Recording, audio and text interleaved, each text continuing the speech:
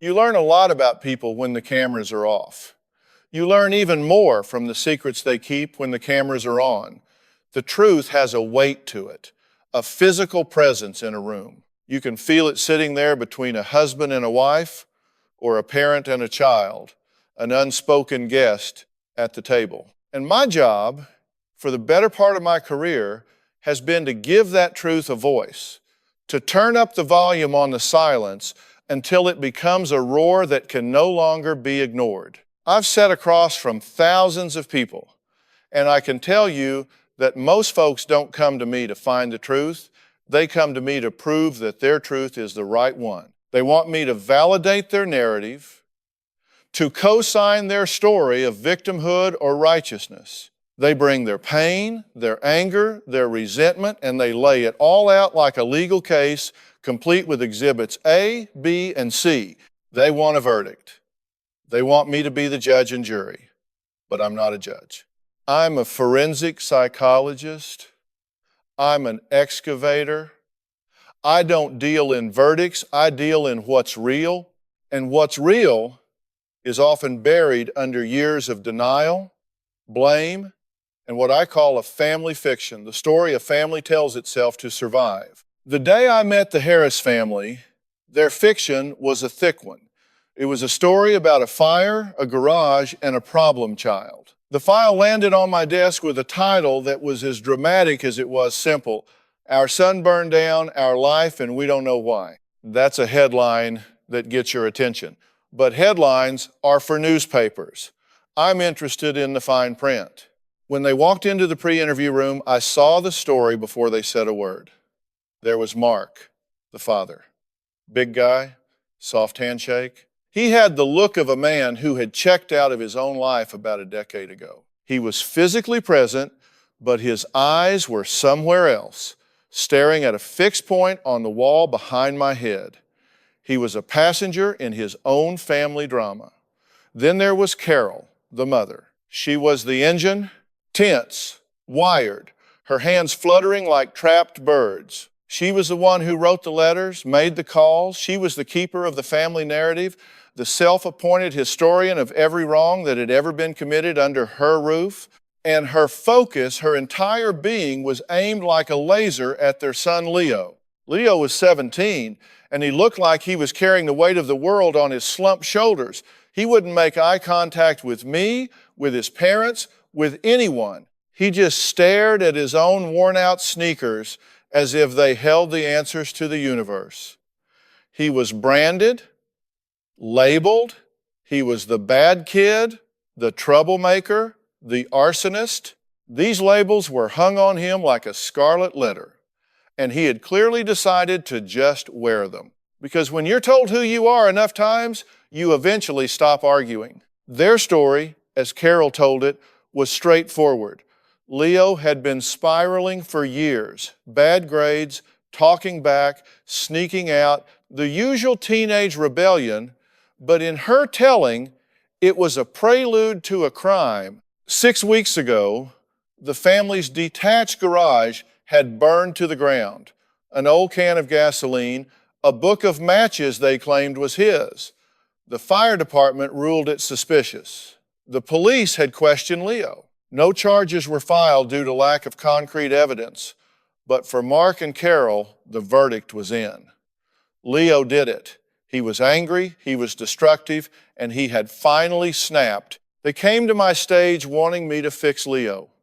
They wanted me to scare him straight, to give him the lecture of a lifetime, to break him down and rebuild him into the son they thought he should be. Carol had a list of his transgressions, laminated and organized by date. Mark just nodded along, his face a mask of weary resignation. But I wasn't looking at the list.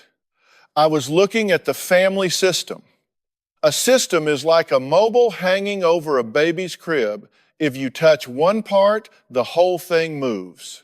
Every piece adjusts to maintain a strange kind of balance. And in the Harris family, the balance was maintained by one simple, unspoken rule. Leo is the problem. If Leo is the problem, then we don't have to look at our marriage. If Leo is the problem, We don't have to look at our own unfulfilled dreams, our own resentments, our own silent disappointments. If we can pour all of our energy, all of our focus, all of our anger into this one broken part, the rest of the machine doesn't have to be inspected. Leo wasn't just their son, he was their shield. He was the identified patient. He was the emotional dumping ground for two people who had forgotten how to even speak to one another. I looked at Carol with her fierce, frantic energy, and I saw a woman terrified of losing control. I looked at Mark with his empty eyes, and I saw a man who had surrendered it long ago. And I looked at Leo, the supposed source of all this chaos, and I saw a kid who was drowning. He wasn't a monster, he was a symptom.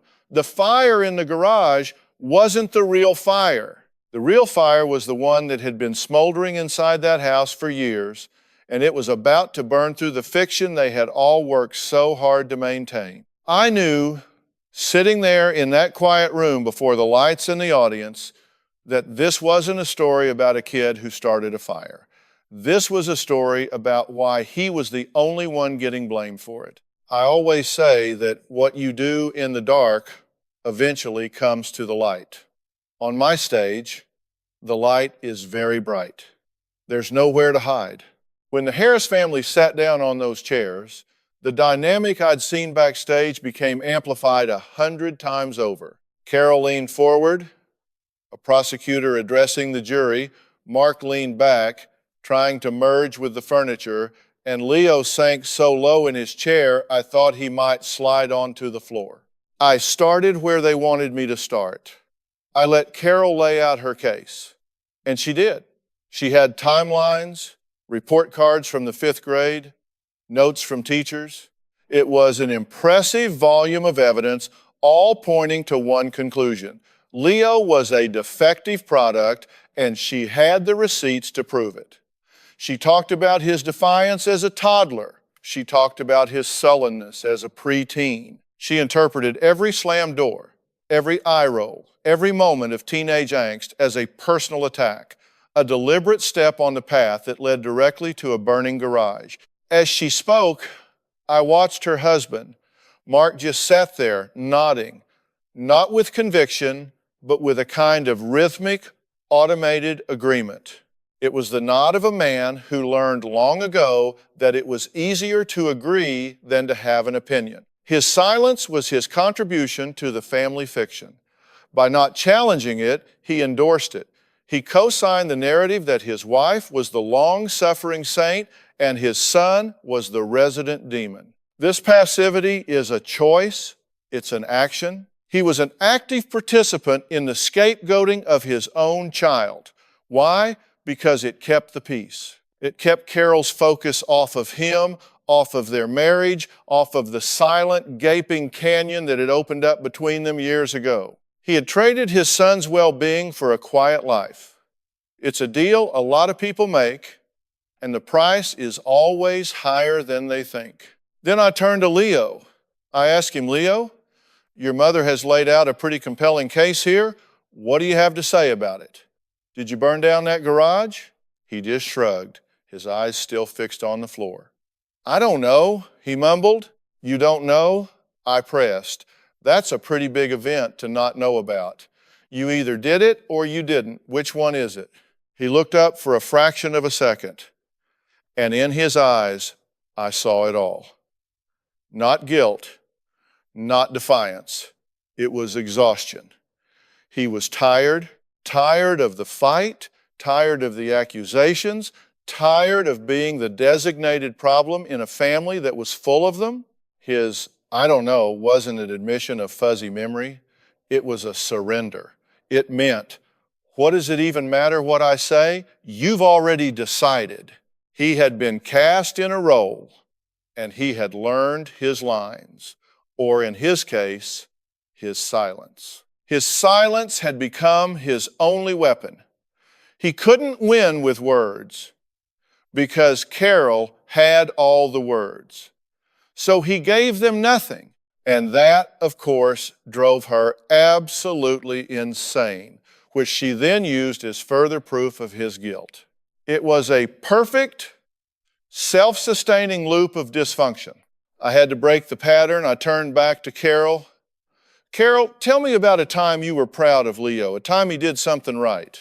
She blinked. It was a question she was not prepared for.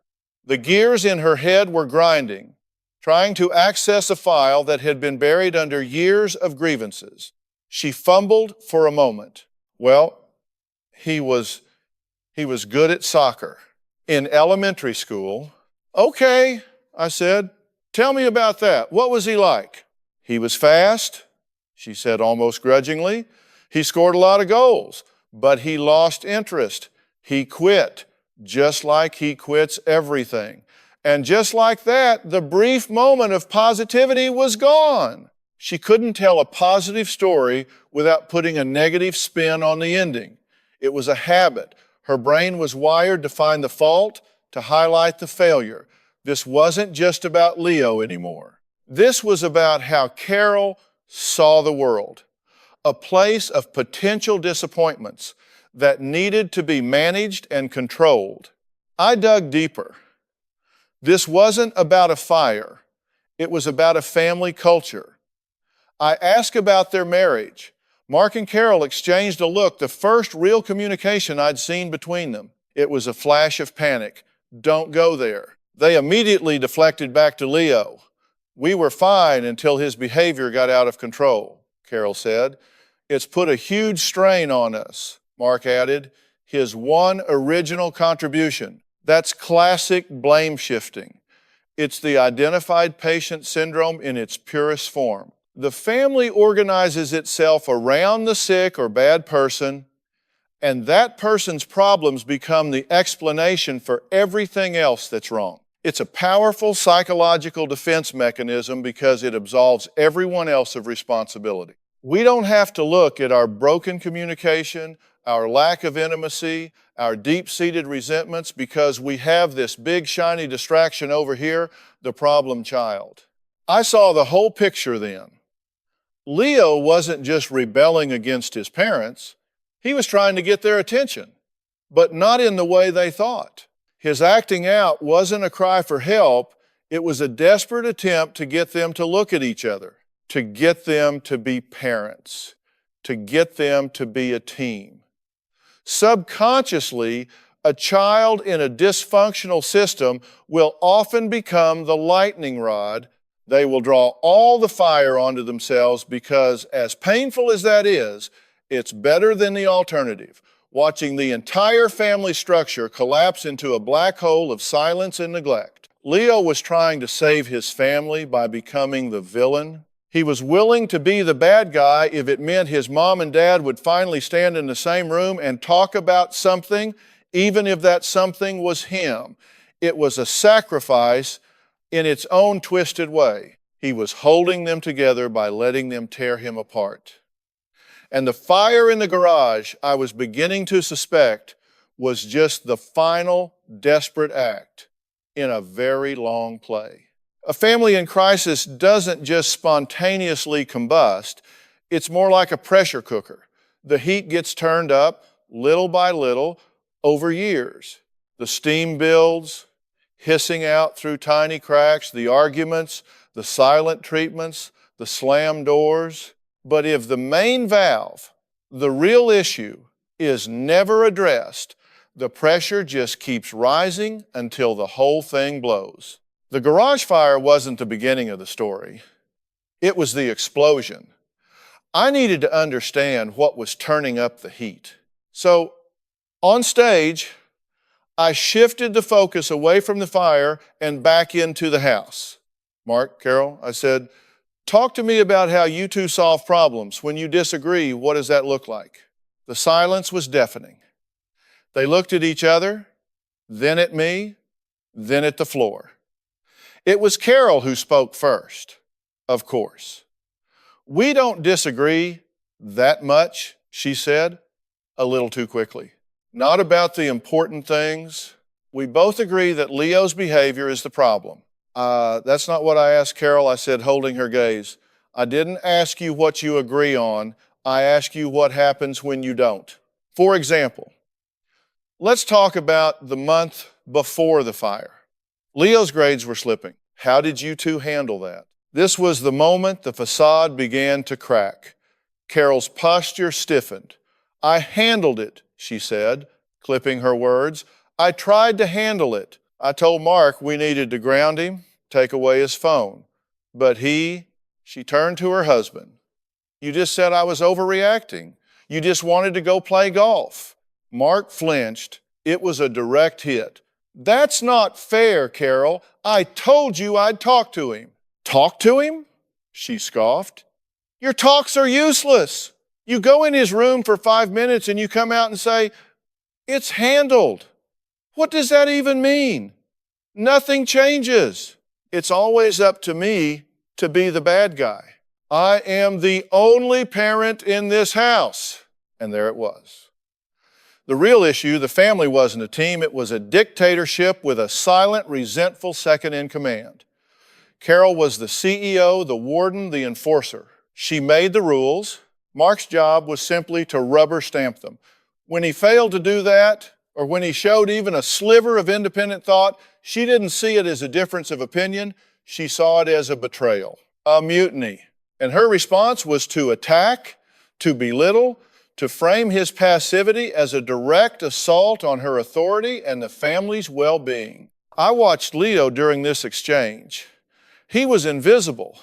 They were talking about him, over him, through him, but not to him. He was a pawn on their chessboard, the territory over which they fought their marital wars. Can you imagine what that feels like for a kid? To know that your every mistake, every failure is not just a personal setback, but ammunition for the next battle between the two people who are supposed to be your safe harbor. To know that your mother's love feels conditional on your performance and your father's protection is non-existent. That's a kind of psychological torment that leaves deep, deep scars. So Mark, I said, turning to him, Carol says you're checked out, that she's the only one parenting. Is that true? He shifted in his seat. He was trapped. If he agreed, he looked weak and negligent. If he disagreed, he started a fight with his wife on national television. So he did what he always did. He took the path of least resistance. I have a different style, he said weakly. I don't think yelling and screaming is the answer. It was a passive-aggressive jab, and Carol caught it immediately. Oh, so I'm the hysterical one now? I'm the screamer? I'm the one trying to keep this family from falling apart while you hide in the garage with your stupid projects you never finish. The mention of the garage hung in the air, the symbol of his retreat, the very place that had been turned to ash. I could see the pieces clicking into place. The escalation was clear. For months, probably years, Carol's frustration with Mark's passivity had been building. Every failed test of Leo's, every missed curfew was proof to her that Mark wasn't pulling his weight, that she was in this alone. She would attack Mark, and Mark, unwilling to fight back, would retreat further emotionally and physically to his garage. This retreat only enraged Carol more, which led to more attacks. Leo was caught in the crossfire, and his acting out became the fuel for this vicious cycle. The day of the fire, as I later learned by pressing them on the timeline, was the crescendo. They had a massive fight that morning. It wasn't about Leo, not at first. It was about a credit card bill. But it quickly became about everything else. About Mark's detachment, about Carol's control, about years of unspoken resentment. Carol had apparently screamed something at Mark that cut him to the bone. I wish I had married a real man. Then she stormed out. Mark, wounded and emasculated, retreated to the one place he felt was his, the garage. He didn't come out for hours. Think about what Leo witnessed that day. He saw his mother's rage and his father's complete and utter collapse. He saw the two pillars of his world crumble. In that moment, the family fiction that they were fine except for him was shattered. The problem wasn't him. The problem was them. They were broken. And in the chaotic, desperate logic of a 17-year-old boy who has been the family's emotional shock absorber his entire life, a desperate idea might begin to form. What if there was a way to get rid of the battlefield? What if you could burn down the place where your father goes to hide from your mother? What if you create a crisis so big, so real, that they would have to stop fighting each other and finally look at the real damage? The air on the stage was thick with unspoken words. Carol was simmering with indignation. Mark looked like a man waiting for a bus in the rain. And Leo was still a ghost in his own life story. We had exposed the family's core conflict, the engine of their dysfunction, Carol's aggressive pursuit of control, and Mark's passive-aggressive withdrawal. Leo was the collateral damage, the court they played their tennis match on. Now it was time to move from diagnosis to confrontation. It was time to pull the pin. Leo, I said, turning my full attention to him. The audience, the cameras, his parents, they all faded into the background. It was just him and me. I want you to look at me, son. We've heard your mom's story. We've heard the tension between your parents, but we haven't heard from you. I want you to tell me what it feels like to be you in that house. He shook his head, a barely perceptible motion. He wasn't going to talk. He was locked down. He had learned that speaking only made things worse. Okay, I said, changing tactics. Let's try this. I'm going to make some statements. You just tell me if I'm getting hot or cold. Fair enough? He gave a tiny nod. You feel like no matter what you do, it's never good enough for your mom. Hot or cold? His eyes flickered up at me for a second. Hot, he whispered. The first word he had volunteered in half an hour. You feel like your dad is never going to stand up for you. Hot or cold? A longer pause. He swallowed hard. Hot. You feel like the only way you get any attention from them is when you're in trouble. Hot or cold? You feel like if you weren't the problem, your parents might not have anything to talk about at all, that maybe they just fall apart. Hot or cold? That one hit a nerve. A single tear rolled down his cheek, tracing a path through the teenage grime. He didn't answer. He didn't have to. The truth was screaming from his silence. I turned to Carol and Mark. Are you hearing this? Your son believes he has to be the villain to hold your marriage together. He is sacrificing his own identity, his own well-being on the altar of your dysfunction. Carol was ready with a defense. That's ridiculous. I love my son. I just want what's best for him. That's why I'm so hard on him. No, Carol, I said, my voice firm but not unkind. You're not hard on him because you want what's best for him. You're hard on him because you are terrified. You are terrified of things being out of your control. You try to control his grades, his friends, his future, because you can't control your husband. You can't control the distance you feel in your marriage. So you have redirected all of that frantic energy onto the one person who can't leave, your son. She started to cry. Not the angry, frustrated tears from before, but tears of a different kind. The kind that come when a painful truth you've been running from finally corners you. Then I faced Mark. And you, Mark, you think you're the good guy here because you don't yell. You think your silence is a virtue. It's not. It's a weapon. Your silence is a betrayal. Every time you walked away from a fight, every time you failed to have your wife's back or your son's back, you sent a message. You guys are on your own. This isn't my problem. You checked out and you left your son in the line of fire with a mother who is so full of anxiety and fear that she is parenting him into a corner. You are not a peacemaker, Mark. You are an accomplice. He deflated. The last bit of air seemed to go out of him, and he slumped in his chair, putting his face in his hands. This is the moment I call the breakthrough. It's not a magic fix. It's the moment the denial shatters.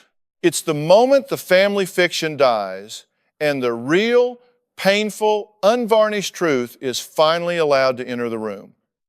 It's ugly and it's raw, but it's the only place healing can begin. With the parents' defenses finally down, I turned back to the central question, to Leo. Leo, I said gently, we're done with the blame, we're done with the stories. I'm going to ask you one more time, and I need you to tell me the truth. Not for them, for you, because you've been carrying this for too long. Did you set that fire in the garage? He took a deep, shuddering breath. He looked at his mother, now openly weeping. He looked at his father, a broken man, in an expensive suit. He had protected them for so long with his sullen silence by being the problem they could unite against. But now the truth was out. Their problems were their own. He was free. No, he said, his voice clear and steady for the first time. I didn't. The statement landed with the force of a physical blow. Carol gasped. Mark looked up, confused. I didn't start the fire, Leo repeated, gaining strength. I thought about it. I was so angry that day. I heard what you said to him, Mom. I saw him go out there, and I hated him for being weak. I hated you for being so mean. I hated that stupid garage. I wanted it to be gone. I thought if it was gone, he'd have to come back in the house. You'd have to. I don't know. He trailed off, then took another breath. I went out there later. I was going to. I don't know what I was going to do. But when I got there, the door was open, and I could smell it already. Gasoline. Dad was just standing there in the middle of the garage, just standing there with the can in his hand. He wasn't doing anything, just staring. The camera swung to Mark. His face was ashen. He didn't see me, Leo continued, his voice cracking. I backed away. I went to my room, and about an hour later, I heard the sirens. And when the police asked me, I didn't know what to say, so I said nothing. Because I knew if I told them what I saw, I knew you'd blame him, he said, looking at his mother. And he would just let you, and everything would be over. So I let you think it was me, because it was easier. It was just one more bad thing that I did. The confession, or rather, the unconfession, hung in the studio air. It was a reality grenade that had just gone off, sending shrapnel into the carefully constructed narratives of everyone on that stage. For a moment, there was just the hum of the studio lights. Carol stared at her husband, her mouth slightly agape, a look of profound, dawning horror on her face.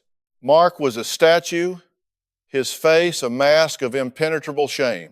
And Leo, having finally spoken his truth, seemed to have shrunk back into himself as if the effort of pushing those words out had drained him of all his energy. My job in these moments is to manage the fallout. The truth has been spoken, but the truth by itself doesn't heal. It's what you do with it that matters. It can be a weapon or it can be a tool. Right now, it was a live wire, and everyone was afraid to touch it. I looked at Mark.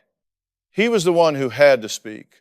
The silence was his, and he had to be the one to break it.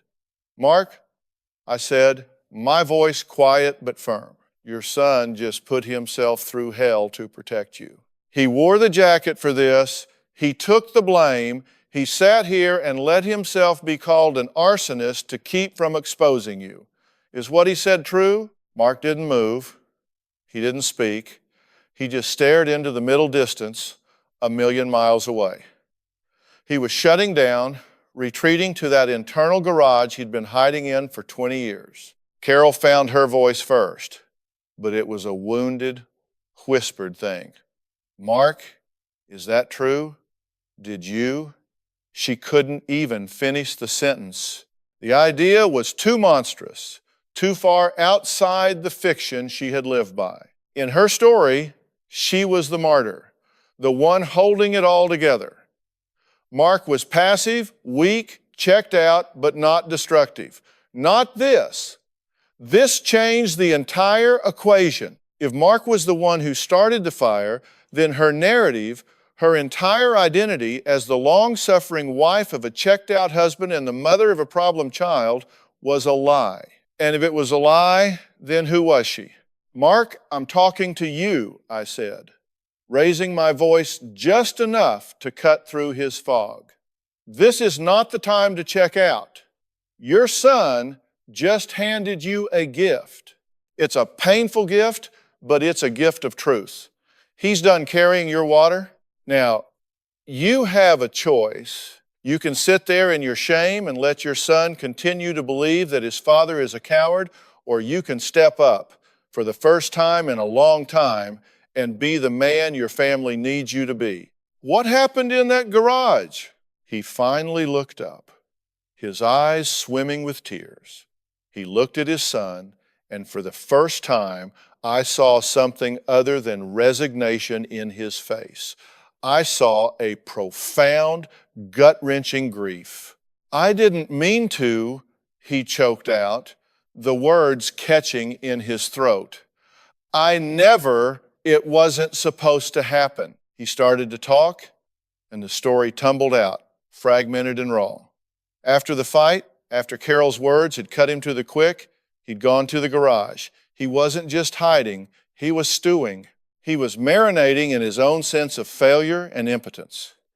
He'd been working on restoring an old motorcycle, a project he'd been tinkering with for years, a symbol of a freedom he felt he'd never have. In his rage and despair, he'd kicked the bike. It fell over, and the gas tank, which he'd been cleaning, spilled a pool of gasoline on the concrete floor. I just stood there looking at it, he said, his voice barely audible. And I thought, she's right. I never finish anything. I can't even fix this stupid bike. I can't fix my life. I can't fix my marriage. He was crying freely now, the tears of a man who had been holding them back for a lifetime. I had a rag in my hand. I threw it down. I don't know why. I was just so angry at her, at myself. And the rag, it must have landed near the water heater, the pilot light. He didn't have to say the rest. A stray spark, a pool of gasoline fumes.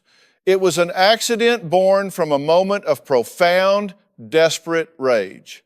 A negligent act with catastrophic consequences. So you walked away? I asked. You let it burn? I panicked, he whispered. I heard the whoosh, and I just ran. I ran out the back. I didn't know what to do. And then, when everyone started blaming Leo, it was just easier. God forgive me. It was just easier. I let him take it. I let my own boy take it. He finally broke, sobbing into his hands, the sound raw and painful. This was the bottom. There are no more secrets.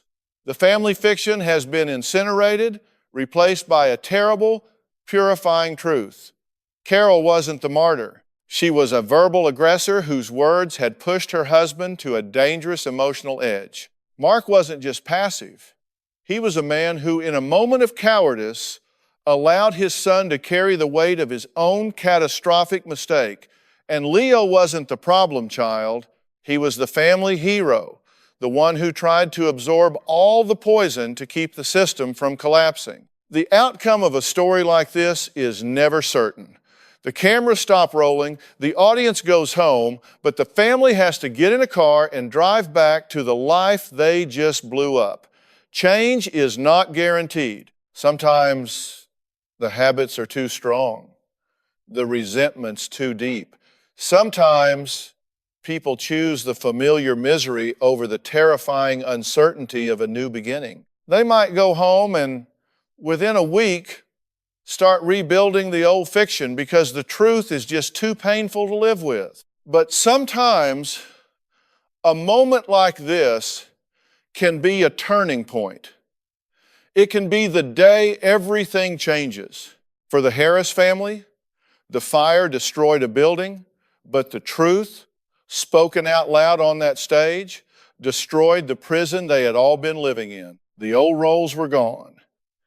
Carol could no longer be the righteous victim.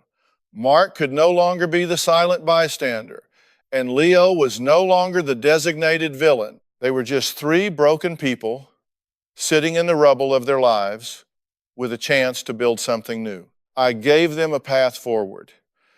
Intensive family therapy, individual counseling for each of them, communication strategies for Mark and Carol, a real plan, a roadmap out of the wreckage. But I can't walk the path for them. The choice, in the end, is always theirs. Do they have the courage to build a new family based on the painful, ugly truth? Or will they retreat to the comfort of the old, familiar lies? I don't know. I rarely get the final chapter. My job is to help them write a new page one. And as they walked off that stage, for the first time, they weren't walking as a prosecutor, a defendant, and a ghost. They were just a family, blinking in the bright light with a long, hard road ahead. And for the first time in a very long time, they had a chance.